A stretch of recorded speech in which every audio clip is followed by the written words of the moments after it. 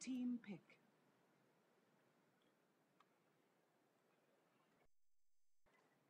Welcome to everybody here. It's the Joint DOTA broadcast. Myself, Toby Kenobi, bringing you what is a fun matches, or at least a fun tournament. It's called Donkey Kong. It's actually organized by the guys from Monkey, hence the connection actually in the name to the name of the team. We've got GC versus Monkey. This is game number 2. Monkey, very, very convincing, because Monkey being one of the big performers in the world of Dota 1, recently qualifying for the, the ICS final tournament. But yes, in the meantime, they're actually here having a little bit of fun in the world of Dota 1. Cinderin, I need to welcome him. He is my expert co-commentator. So, man, welcome to the broadcast. Thank you very much. I'm excited about this game number 2. As you said, Monkey convincingly taking that game number 1. We're going to see if GC has anything else in the bag for us today. That reference is not going to make much sense now, but it might do in retrospect some months ahead, guys. So, yeah, we'll see. Anyway. Draft is coming up right now. We've got the first pick is on the Dire side. So they've banned out first. They chose to ban Anti-Mage from last game. Shouldn't need introduction because of that. Response from the Radiant was to ban Prophet. He was banned in the first game as well by Monkey. We're going to get Slardar removed as well by the Dire. He was banned in the first game as well. And finally, Weaver, who we had in that last game, has been removed by the Radiant GC. Played against that one of the Monkey Boys last time. Not going to play against it again. Throwing it away in the ban pool. And the first pick coming up for Monkey is going to be Ancient Apparition, who we shortly introduced beforehand. Very much all about the Frost. Cold Feet. Deals damage over time to the target. And if it doesn't move far enough within a certain amount of time, it's going to get frozen in place, which is basically a full stun. Has an Ice Vortex. Ground AoE spell, slows targets and reduces their magic resistance, so has great synergy with other mages, which the Scourge or the Dire also have some of here. Chilling Touch is a spell that we rather rarely see Ancient Apparition using, so I'm not going to talk too much about that. And finally, the ultimate, the most important ability, Ice Blast, which is basically Global Cast, which I talked about in the last one as well. Global Cast hits. You select the target on the map, it flies towards it, and the actual area of effect it hits in is larger the longer it has traveled. So you can basically detonate it like a dynamite stick. That was a very bad reference, but that's what you can do. Because you can't really detonate dynamite sticks. What's it called? In the Indiana Jones movies, when you push down on that thing, that's what you can do with it. What thing are you pushing down on, man? You're tripping my mind out. You know, when you want to explode the dynamite, you push down on something. What's that called? The detonator, I guess. You mean like those, like the little T thing, and just like, it's the detonator. It's called the detonator. I thought there was a more fitting word for it. All right, I'm rambling. I'm not going to go on with that. The box with a little handle you push down. Handle. Okay. Anyway, T-section piece of timber. Okay. Meanwhile, in Dota 2, and not in Indiana Jones, we're going to have Spectre picked up by GC on the Sentinel side, or the Radiant. Very, very highly rated carry hero for the late game, of course. Has, we can't go through detail with everything, so I'm going to just introduce them briefly instead. Very powerful carry hero. Next pick for the Radiant. Night Stalker, we did introduce him in game number 1, is an excellent ganker because of his swift movement and attack speed during the night, has a slow and a silence. Clockwork Goblin, a control hero, a ganker as well, long range initiate with a hook shot, jumps into the target, can then snatch them in cogs, which locks them in place, and any other targets nearby get locked in place. Those outside will get knocked back and have their mana burnt. Has the battery assault to deal mini stuns near him, as well as a rocket, which is a global spell. You're going to see him shooting in just a second to give vision and deal damage in the area. Do it, damn it. Yeah, there we go. FSM is going to be playing the Enigma. We saw him in the last game. Shouldn't introduce that too much. Witch Doctor, support hero, has a heal, a bouncing stun, Maledict, which increases the damage heroes take over time. The more damage they've taken, the more damage Maledict deals. It's some sort of an amplifier, you could say. With an ultimate that deals a lot of damage. Death Ward channeling ability that hits a target. That's so unfortunate. That is pretty much it for the Radiant. And I guess you can introduce the Dire heroes fairly quickly, so we don't miss out on too much. Yeah, that we will. So bottom lane, we're going to have Angel playing as Axe. Of course, one of the heroes that everybody actually wanted to see during the International was unable to actually do so. So yeah, he'll be playing as the bottom lane. He's actually going to play with Crystal Maiden. So Rise, Crystal Maiden being support for that. Axe going to be the one they want to get the farm onto. So Axe has some awesome abilities. The biggest one he loves to do, and it's always a bit of a chance one, it's the counter helix. So it's the third ability, which is already leveled up. And when he gets attacked, he has that percentage chance to actually spin. So chance to helix at the moment is 17% and will always remain so, but the damage is actually increased. So a lot of the time you just hope for a couple of good helixes. You can also, he uses his first ability to actually try and trigger that helix. So the first ability is actually called Berserker's Call. You pop that one off, and then anybody who's actually in the nearby area, be it creep, be it hero, be it anything, will then start attacking you. So he'll just start spitting from all those different attacks. Of course, having everybody attack you is not the best thing in the world, so that's why it actually couples with the bonus armor. So you get bonus 30 armor, and the duration goes a little bit longer as well. Great for holding heroes in place. Also great for pulling heroes out of invis. So if you're going up against heroes like Weaver or something like that, or you just want a hero to stick around a little bit longer, that's a good way of actually doing it. We also have down here on the bottom lane Calculus. So Calculus playing as Tidehunter. He is the guy that sits here on my desk. Wow, Rise being massively great. I think he's supposed to pull the creep wave away from the tower. Is either that or he's just trying to buy some room for Angel. That's exactly what he's done. So Angel walks up towards the front lines. This should be able to get in this bottom lane tower. During the meantime, though, we actually see Tidar actually disconnecting from the game. He's just an observer. So he's just an observer? Okay, cool. Yeah. So he had orange on him, so I thought, oh, okay, that he's on the orange slot, but that's Tricked not him. Me as well. Yeah, that's Boat. But yeah, so bottom lane, last here is Tidehunter. So Tidehunter, big support hero, big ultimate too. The Ravage ability stuns everything in the screen area from around him. So big area. Also does a little bit of damage off the back of that one. Known also early on the piece for his Gush. So actually slows the target, reduces the armor, and also does a little bit of damage. Great for tracking down heroes. And of course, when you combine that with a Crystal Maiden, with a stun as well as slow, you can have yourself a very aggressive bottom lane there. In the meantime, in the middle lane, we actually have the Ancient Apparition, which Sin has already gone over, big global presence. And then the last hero top lane, which is actually Windrunner, a hero who has actually not appeared yet tonight, but it's one of the great side lane solos because she's able to farm from such long range with her power shot ability. Takes a couple of seconds to actually cast it, but fires off in a direct line, dealing a fair decent amount of damage, and also has that escape mechanism. So Windrun is the name of the ability. So self-titled, her name is Windrunner, and her ability is Windrun. Gives a boosted evasion. You actually see it right now. So move speed bonus is up by 50%. Enemy slow, there's actually the duration. What the hell? Yeah. Basically, you get yourself out a lot damn faster. I'm reading that. It's like, I'm sure it gives evasion. Yeah, it adds evasion from all physical attacks. There's enemy slow as well. It's like, what?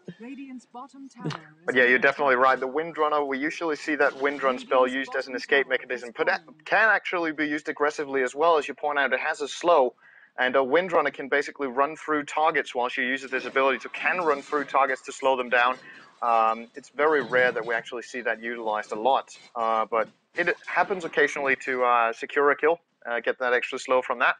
But generally, for the physical dodge and for the movement speed, those are the two primary abilities of that Windrunner. Looks like Enigma actually getting slightly harassed down here on the bottom lane, gets frost coned up. Calculus can't get close enough to actually throw off that Gush just yet. They're going to need that if they want to get this kill. But FSM should be able to get himself away from that trouble of that bottom lane. And Clockwork Gobbler's actually still down there. I have not even seen him go up to that front lane properly yet. He only just pops level 2 now. It's a really dominating lane here by Monkey on this bottom. Yeah, they've already taken the tier 1 tower, and Clockwork only level 2 down there, while Windrunner up top on the hard lane for, with the hard matchup, we should say, for the Dire. He's level 4 and basically almost 5, so he's getting all the experience he wants is Miguel up here in this top lane. While mid, Ancient Apparition should have a firm grip on that Balinar. Even actually Balinar actually out-leveling Ancient Apparition for the time being, but Ancient Apparition, ranged hero with that cold feet, it's going to be hard being both in this game. Yeah, it's going to be harder once this bottom tri-lane actually leaves or takes out the tier 2 tower. You might be winning on the CS scores or on the levels, but the extra 200 gold that everybody got from that bottom tower dying more than makes up for it. And this tier 2 tower will fall as well. Angel's already bought up that Ring of Health. He had it flown out by the courier down to him. Of course, you get that guy from the secret shop. So the regen's already up pretty damn high, and the Stout should also blocking off that damage. So we can see it there on the front lines, actually take a fair amount. and then just regen it back up again while the creep wave's actually still there. So this tier 2 tower will take a fall. And this is kind of like old classic kind of style to see Axe always there in front of the lines to help push down these towers. It kind of takes me back in the world of Dota 1, man. This was indeed done a long time ago with this pushing behind the tower with Axe standing behind there with the trial, and it's been a long time since we actually saw it, but we do see it resurrected here in Dota 2. Also, I've got a very quick correction to make so that I don't misinform people. Actually, the Windrun ability does not allow you to run through targets. The reason we often see it happening is that a core item for Windrunner to get usually is actually the phase boots, which give you the ability to run through targets. So if you couple those two up, you run ridiculously fast and can pass through all sorts of units, and that's why we often see it like that. But Windrunner can indeed not just pass through targets with Windrun, but basically since she gets that 50% bonus move speed, can almost run through them because she runs so quickly that she touches them and then just runs further. As we do get the first blood coming out there by Link. As called, this was going to be ridiculously hard for Balanar, and turns out it just got too hard at that point. He's going to fire the ultimate bottom already. That global ultimate. It's going to hit on the Clockwork Goblin. If they can get themselves a good call-off right now, that's going to do a fair amount of damage. It's a good frost, and he needs to actually drop down that armor, but it's actually a good bounce stun coming out from the Witch Doctor, who joins that bottom lane. Until now, he pops up the Restoration. He gets called by Angel. There's nowhere he can run, and FSM is trying to do enough damage to kill off Angel, but it's not going to work in the end. That bottom tier 2 tower is actually still alive and actually starts attacking Angels, retreating back. Rise is going to take a lot more damage. And if Anima can get that mini stun off, it's going to actually spell a kill. There's that mini stun, and Rise will take a fall, especially with Night Stalker coming down. Angel realizes there's nothing he can do for Rise, and Rise actually going inside the trees to try and juke it. In fact, Pote almost runs straight past him, drops down the frost. And that's at least a little bit of a pain in the ass to try and kill him in the end. Bottom, actually top lane, Sexy Bamboo. Sees the Ancient Apparition casting that ulti. Luckily for him, manages to avoid it, but doesn't avoid the Windrunner power shot. Clockwork Goblin also still here. Cold Feet unable to actually trigger off, but Windrunner actually having more than enough damage to actually finish off his life. So Link being everywhere and anywhere. But still great play there by Sexy Bamboo to try and avoid that AA ulti. We do indeed already see Windrunner picking up those phase boots, so there they are. Giving that ability to let you move through units as well. 16% bonus movement speed when you trigger them. They last for 4 seconds and have an 8-second cooldown that triggers the moment you use them, so you can basically have them on half the time. Very useful for tracking down heroes and escaping alike, especially since you get the ability to pass through creeps and your opponent most likely doesn't have it. So you can use that to juke enemy heroes around and successfully escape from that. And of course gives a fair amount of damage Nice as well. Stalker, dead, trouble, Gush, killed, CM. There was enough of a frost. It was that combination of Cold Feet as well as the lock-in stun from CM. Was able to actually get them that kill as the bottom tower goes down as well. So there's revenge all around. I think she's looking for a call here on Clockwork Goblin, but I think he already popped it off. Yeah, he did. I heard that roll go off. So yeah, unable to get that kill on the bottom lane, but still getting the tier 2 tower. And Angel's getting a lot of farm on Axe here. He's already got phase boots as well as the gold for Vanguard, plus 400. At only the 8-minute mark. We might see him actually skipping the Vanguard for starters and getting a fast blink. Very, very good item to have on that that Axe, so he can actually blink in and do that Berserker's Call to act as a mobile taunt and set up the fight nicely as he can tank ridiculous amounts of damage with that on. It gives 30... ulti is going to hit right on top of Night Stalker right now, and Titan's almost got him pinned in. He has done more than enough damage. Boat will now shatter off in the end of play. And he will not be able to escape that, or maybe he won't because the Restoration is going to keep him alive. He didn't actually drop down low enough for the shatter to actually work. Axe, however, can drop that big Calling Blade. Not Calling Blade, ultimate right on top of the head. Yeah, the Calling Blade now actually kills. It's the Culling Blade of Axe, which actually gets the last hit there on Enigma. And which actually has some of the coolest sound effects in Dota 2 at this point. Or, well, not sound effects, but sound sets on that Axe. Very big, very rewarding when you kill a target with that Culling Blade and you're like, I said good day, sir, when you knock him down with that. So that's a very rewarding feeling. It makes you feel like a boss when you do that. A lot of those tiny details are thrown into the game, so you'll be able to realize more and more of those as he gets a call on Sexy Bambina here. CM is coming in as well for a little bit of a frost. There it is. Frostbite is there. AA ulti over the top. Will hit one hero there. And Enigma is going to try to make his way out of here. Tide as well as CM up trying to pursue him down. Angel actually diving very far for this one. And they realize, all right, we might be well in over our heads. We are ahead on this lane. We are strong, but the tier 3 tower for now deals just that much damage that we can't handle. In the meantime, too, Link actually getting pushed back past his tier 2 tower, and Boat's going to actually dive it looking for Link. Link using that fog of war of the trees as well as the tower, but Night Stalker just has one more void left. As they'll actually pop it off, the sizzling sound there from the Clockwork Goblin rocket is trying to fly in there to help out. But Boat able to get that kill. That's the power of Night Stalker in the nighttime. He can literally dive any tower. Yeah, it's very important for him to get that kill as well after he got killed in mid, to get a little bit back, get some more momentum in the game. He gets the boots of speed for that. Obviously, boots of speed help him out a lot. Not only gives him the standard movement speed that the boots give, but also because of his Hunter in the Night ability, gets an additional movement speed bonus for everything, so he can run really, really quickly during the night. And that is something for the Dire to watch out for, because this Balanar is actually very strong against mainly two of their heroes. The Crystal Maiden as well as the Windrunner are targets that Balanar just loves to hate. Yeah, absolute pain in the ass they are. As we see, a lot of crews going for a little bit of fly. We've got a Vitality boost heading down towards the bottom lane. So Spectra actually completes up that Vanguard now. So at least we see Vanguard at 10 minutes for Spectra. Trying to keep up with that axe, but obviously with the extra gold you get from killing off the towers, it's pretty hard to do so because not a single tower is actually being claimed right now by GC. So they need to do something about that sometime soon. But they are still getting the resources from FSM, who's been farming up the neutral. So it all gets split up in the end. But I was thinking about going mid. There's actually 3 heroes right now. Looks like Windrunner actually gets a kill up on top. We're going to watch the bottom lane, though. Calculus taking a lot of damage here. Enigma wants to come up. Actually harasses here on Link first. He wants to get to Calculus, but is not going to work in the end. And it's just the illusions of Rise that are actually left. But Miguel getting that kill on the top lane, and that Shackle animation just hanging there a little bit longer. So it looks like it was the one to get the kill, and looks like top tower will go down as well. Unable to get the timing right with that siege creep there. And Miguel is getting really, really fat on this top lane. He's sitting on 65 CS at 11. So he's got phase boots as well as a mechanism already, coupled up with that Ring of Basilisk. He is the big gun of this game right now as far as farm goes. Bottom lane, silenced. Enigma's going to get these mean stuns off too, but Boat is actually running back right now. Angel will take the harassment. There's a lot more coming in. They're going in one by one here, GC. Angel's going to look for the call. He gets it to him in support of the Gush. He's able to get that kill. Throws down that Culling Blade, gets the last hit, and now Ancient Apparition slows, Cold Feet, Enigma gets locked in the frost, and Ancient Apparition actually doing that all by himself. And now bottom lane, Dagger flies out by Bamboo, trying to slow down the Dire, trying to catch on. Ancient Apparition links Oldie just a little bit off target there, unable to actually get the hit there on Boat. And so no kill for him. But they still managed to actually get a couple of revenge kills. Weird play there by GC to actually go in one by one. That is a team game for a reason, Sind.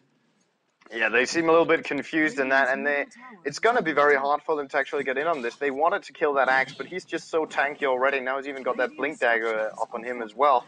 But the team fight capabilities of the Dire here are really, really high. They've got that Ravage of Tidehunter. Whenever the others want to go in, he's going to lock them in place with that big stun.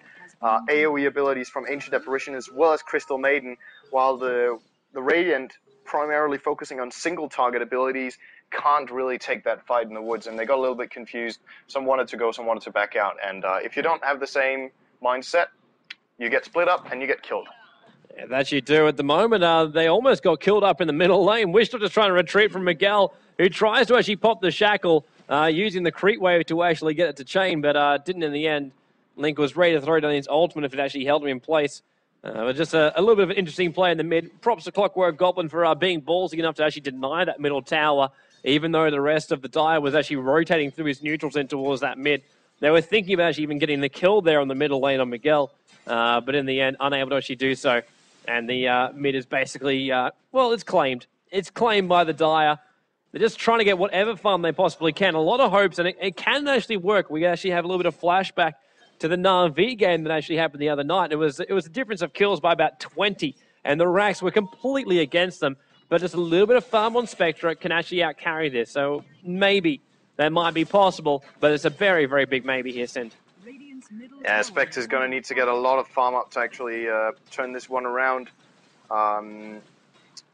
He's going to need to get that Radiance up that we like to see, of course, for that burn damage, and of course coupled with the Dispersion ability to to return the damage Spectre takes onto targets in the area around her, but is far from that, and the Dire basically knocking on the Radiant front door right now. Axe is going to blink in and call that Enigma. Question is, the follow-up is actually there. Angel is pretty far in, but there comes the follow-up, and FSM... Good bounce stun, though, and then the Wish Doctor ultimate. Does she get the kill on Angel? Especially with that Maledict already casting him. Angel will actually go down. Dominating spree is ended, and now Sexy Bamboo rejoins it. Wish Doctor actually with a double kill, so Moose style Witch Doctor. Dagger flies out, and then the nighttime pops from Night Stalker. And this is just a little bit too much overcommitment, but Rise! Oh, man, fancy footwork, but they're not the ones that they want to get the kill on. It's the Ancient Apparition. Now they can actually go back and find Rise and see if they can actually get 4-0 out of that. But Rise actually, he needs to TP out, but he can't. He has no TP. He's just sitting here in the trees right now, just hanging. There's nothing he can do right now, Sid. He's just happy he isn't getting discovered at this point, but if he doesn't have any courier flying a TP out for him, he could still be at risk. Looks like the GC guys have completely given up on him now, and now he's going to run Witch past Doctor might have almost got vision. In fact, yes, he's going to walk right into it. And the second Spectre realizes that the dagger will fly down. And actually, Angel's actually here. He's blinking towards the middle. Now the courier flies in. Wish Doctor bounce stun. And then Clockwork Goblin will cog up. Angel thought he actually had this. Ancient Apparition ult is going to help out. And this will actually let him get this big ultimate right on the Clockwork Goblin's head. Angel getting mini stun by Enigma. Bamboo really, really wants this kill. If they can get another kill right now on the Axe, then they can really work out nicely for them. The dagger was actually thrown out there by Spectra.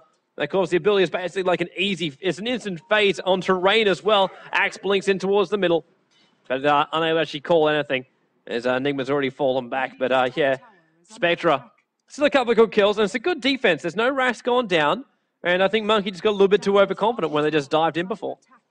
Yeah, they definitely did. That wasn't the best initiation ever by Angel there. The others hesitated a little bit to follow up for a reason. Didn't seem like too good an idea at the time, but eventually they chose to go for it and did have to pay with 3 heroes for it. Should probably stayed on target and tried to take down that tower, but that's just going to delay their push a little bit. They're already preparing to take the top one instead. As we were talking about, the Sentinel have that, or the Radiant have that very powerful late game carry in Spectre that the Dire can't really challenge very late on in the game, but has to go late, and if the other heroes on her team don't really have much items, so much more pressure is on Bambino to actually farm up a lot here, as the Dire have huge advantage on the map right now. They've taken 6 towers, while the Radiant have taken none. Yeah, they're looking very, very good, and Bamboo's going to be really careful here in the mid. Axe actually popping off a lot of extra speed from the phase boots, trying to catch up to Spectra, who is now just phasing himself up and through the trees. You cannot actually keep up with a Spectra of that speed, especially with phase boots on as well. Then we'll TP him back out again, and it was actually almost a distraction. So Bo actually had time to get the first tower they've actually claimed in that bottom lane, and impressive for him to actually be able to achieve that during the daytime as well.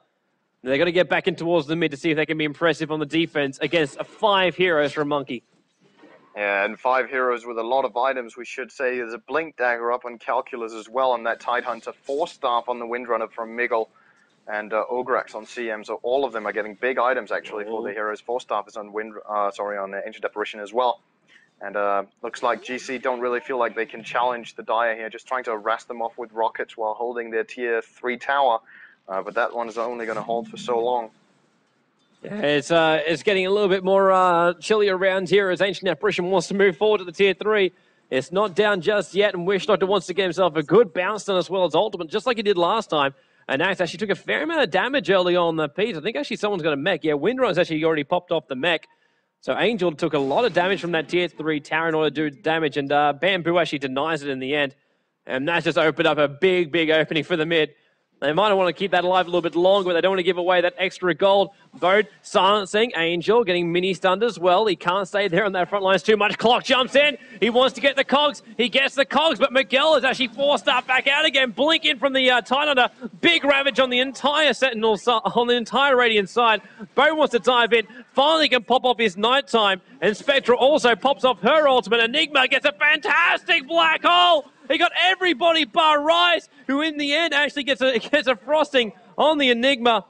And Sexy Bamboo is now caught up there. He's the only one left alive with Night Stalker. And Miguel's going to make sure they actually get this kill. He's running back out Night Stalker's forced into the Radiant neutrals. And this is going to be spelling a mid-racks here in the mid. And by the way, controlling that during a team fight on the camera is not an easy thing. Well, I can imagine that when you can't really scroll with the mouse or with the keyboard right now. We have to make sure to report this issue. I don't think it actually was like this before, so that's a little bit of a strange issue coming up. But nevertheless, we do get to cover the action, and 16-7 the score now. And as you say, the mid barracks will take a fall. Boat is trying to catch on to Calculus here. He's just going to blink out of there with that beautiful blink dagger he's got. And, well, the first barracks down in 20 minutes does not look good for GC. No, it doesn't. Just looking through the items of GC as well, like Night Stalker, a hero which you would expect, especially 20 minutes in, to have a fair, decent amount of kills and to actually be controlling on his items as well. No Vanguard up. He's 39 for 6 and 4 for 2 right now. It is not looking good for him, and Hjort's already reported it, so thank you very much to him. Or whoever else actually did the report. Sexy Bamboo is the one I'm worried about. He's actually got a half-decent farm, but not a single kill and 2 deaths to his name. Really does limit how much farm he's actually got and how much control over this game he's actually got. We're looking at him on the bottom lane. Vanguard and FaZe, that's fair enough, but at 20, 25 minutes in, you'd be expecting him to actually get something near like a relic or complete up that Radiance for him, and it just doesn't exist right now. And now they're also going to lose out with Roshan going to go down, so they're going to be fighting that axe twice over now. Yeah, Spectre's actually sitting on a pretty okay CS considering the game situation, but she's getting no extra gold from towers, no real extra gold from kills, and generally just drawing a penis on the minimap. So, doesn't look too good for GC, and yeah, we'll have to try to farm up something somehow from this, but it just looks so hard now, especially with that Aegis up on the axe now as well. Have to kill him twice, and they couldn't even kill him once, so now, what are they going to do? They need the initiation of her life. Enigma doesn't have his black hole just yet, though. It's still a minute off cooldown, so the initiation is going to be pretty hard. They got to hold him off for the moment. As Sexy Bamboo goes towards the front lines, realizing he's the one that needs to tank it for his team, and Notbo, who also gets gushed up.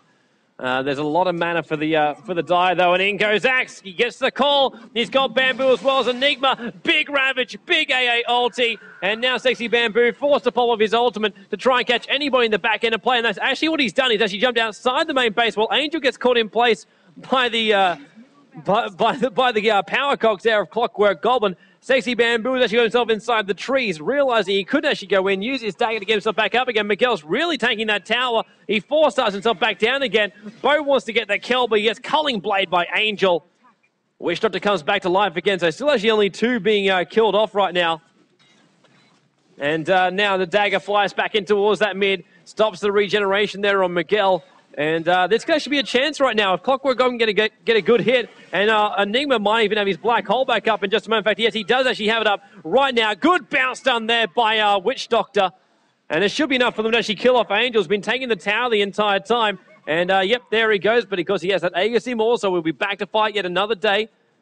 And here he goes. He's back up again, gets the call. He gets Sexy Bamboo as well as Enigma. They glow red with hatred of the axe. But it's still a successful defense for the Radiant side.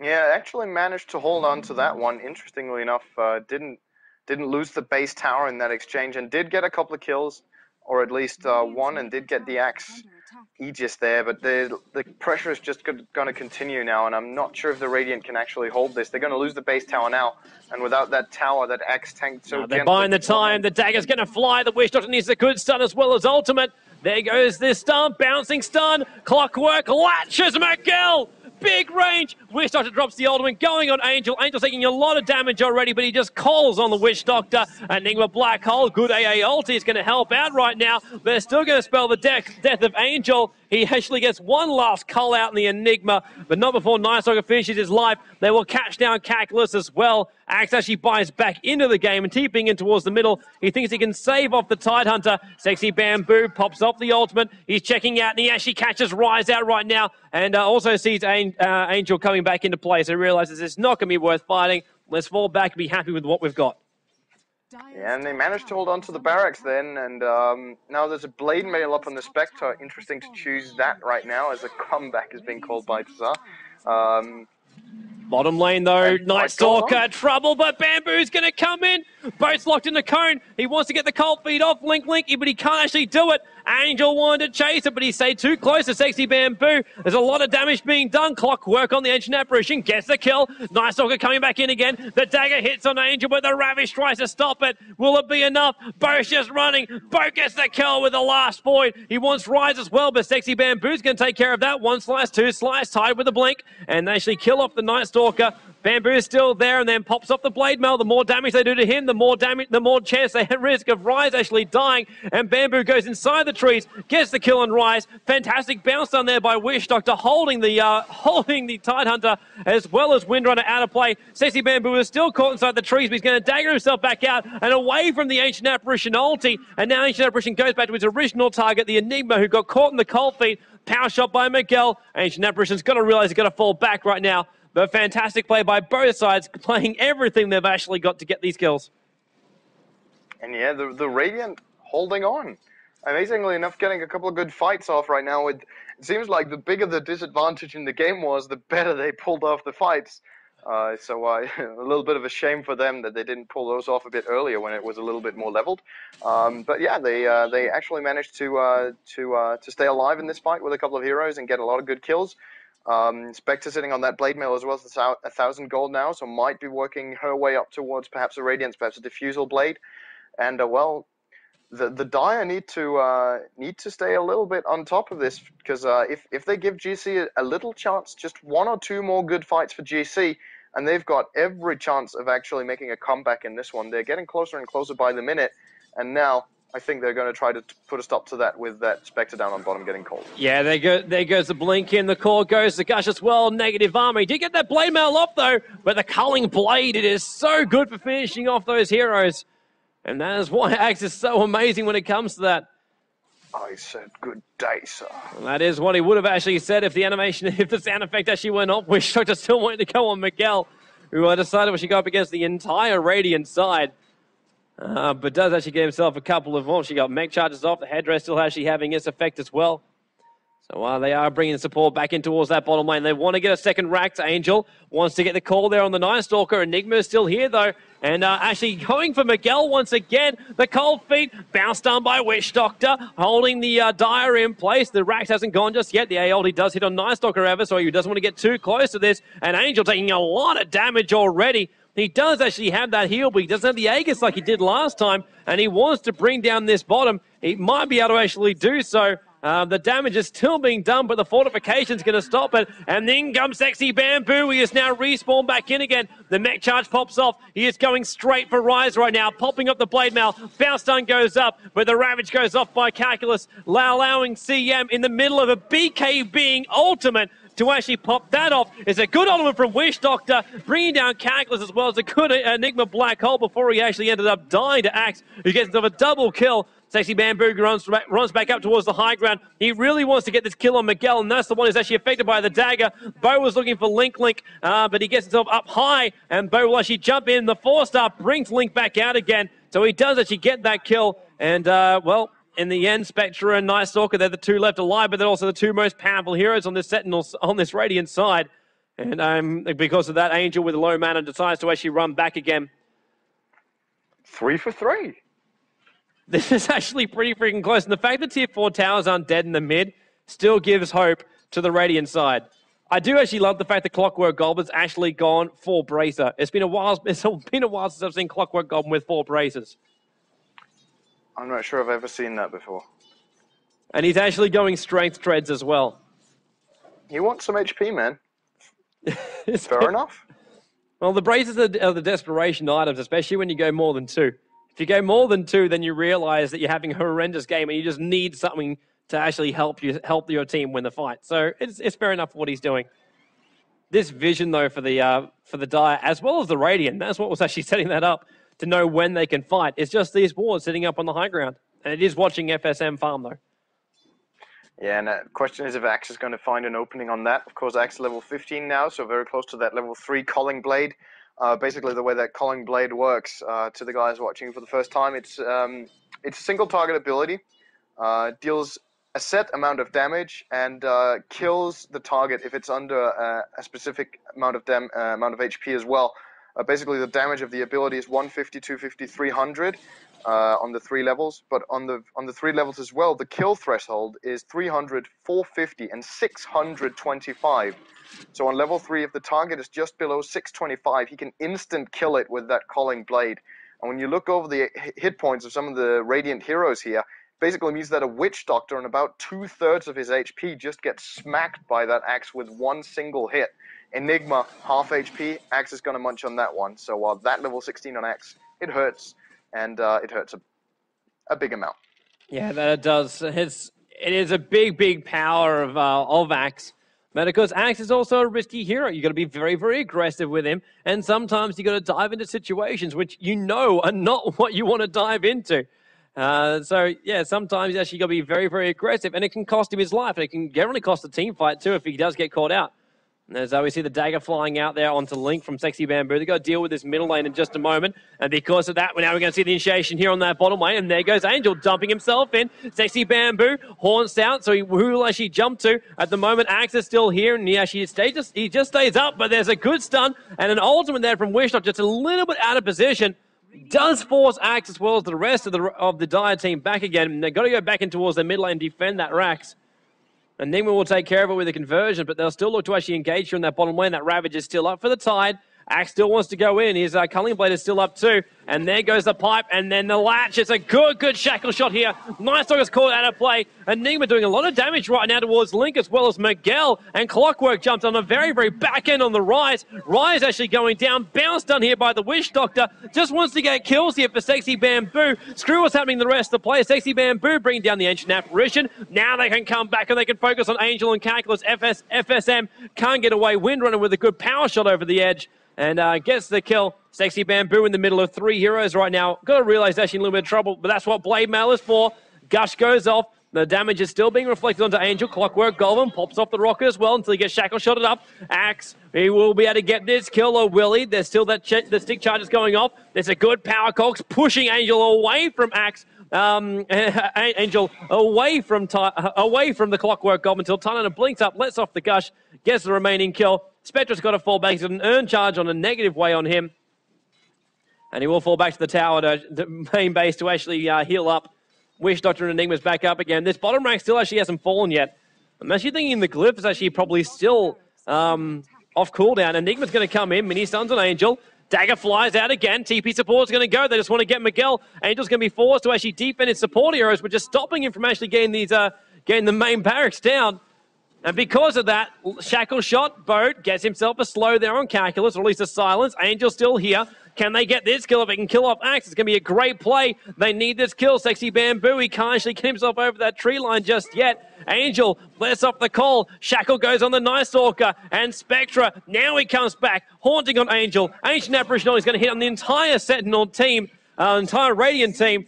Buyback goes again, and then still Sexy Bamboo actually didn't jump to any of those illusions, so he's still up there in the main base, and now Night Stalker in the middle of the night time. He wants Miguel. He's focusing. Power shot, the forced up, pushing Miguel away, but Night Stalker is so damn fast. Angel's already brought back and TP'd in towards that tier 1 tower. Silence actually goes out on the Windrunner.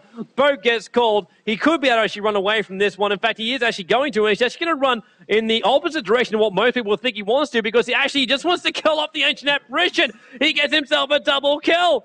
This is a fantastic play. Bamboo throws the dagger up. Catches off Angel. Calculus is back here again. Monkey really being tested. Their mid lane now being defended. Calculus does actually blink himself in on the Clockwork Goblin defensive. Cogs means Miguel can't get close enough. Angel actually jumps in, but she gets pushed away by the Cogs. The Clockwork Goblin will go down. But there's still been a lot of casualties going out here by Monkey as well, Send. Yeah, they're still holding on strong, GC here.